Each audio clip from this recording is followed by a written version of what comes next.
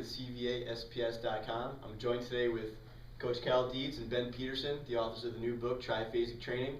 Thanks for joining us here today, guys. Absolutely, no Thanks problem. for having us, Danny. Most of our readers are familiar with your work, Coach Dietz, and what you've done at the university.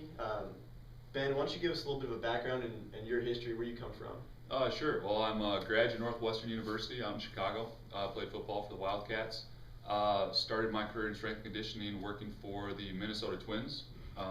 And after that, decided I wanted to continue my education, so I came here to the U, completed my master's, currently finishing up my PhD. In the last couple of years now, I got to know Cal fairly well, and I've hung around the weight room here and helped out. I did a little GAing for a while.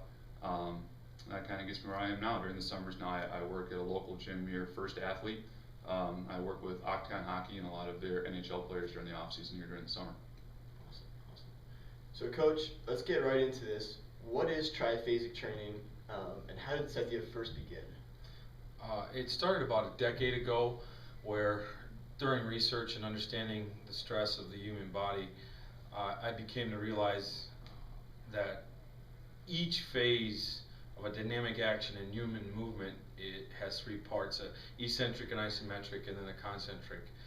And upon the realization of that, and talking with, for example, Mel Siff and Dr. Michael Yessis, they helped me kind of start my process of training. And then realistically, it's then to follow up on that is a sequencing of how you stress the human body to help all dynamic movements in sports, such as throwing a football, running down a track. Any movement that has a action in sports is realistically dynamic. Okay, because you have a stretch reflex that takes place, and that stretch reflex is three actions.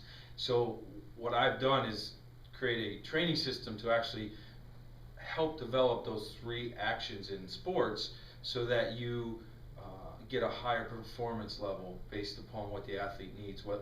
Because an athlete in those three phases can have weak links, and really this system addresses the weak links, whether they need eccentric, isometric, or concentric strength. This will address all three links. And the unique thing about the triphasic system is I have my own programming methods, but I've gotten emails from high school coaches, advanced coaches in college, to private coaches that only train professional athletes, to say, hey, I slid this into my programming. I don't have to change anything. This is just a method I've slid in there, and they've actually found some great results. I get emails practically every day on it. So this is a system you've been obviously refining for many, many years now. When did you first start using kind of a rudimentary model of the triphasic system? It would be about a decade ago. I transferred into, I used to use somewhat of a high load method for 5 years prior to that, but found that along with our track models, I had to have another day of loading.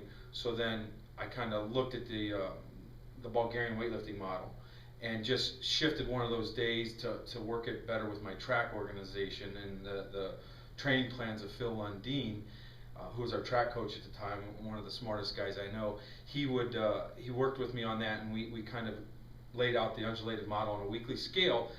So then I came up with 3 days of loading instead of 2, and really what happened was we just basically got better results. Not that the high-low method doesn't work, but especially in the off-season, I found that athletes can load up more volume, and they're able to support more workload, and ultimately that's off-season or preseason got us better results in the in-season. That's very true. That's a great point about the results in track and field. Those are very measurable results. Yes. Now, you guys, this has been a book that's been in progress for about a year now. When did the idea for this book first come to fruition? Who had the idea? How did this whole thing come about? I'm pretty sure Cal walked up to me one day and was like, Ben, we should write a book. I think that's it's one of those things. I think when you have something you feel is unique and really cool, you always talk about stuff like, oh God, you should write a book about this, you should write a book about that. And just kind of looked at each other one day and we said, yeah, we should actually write the book.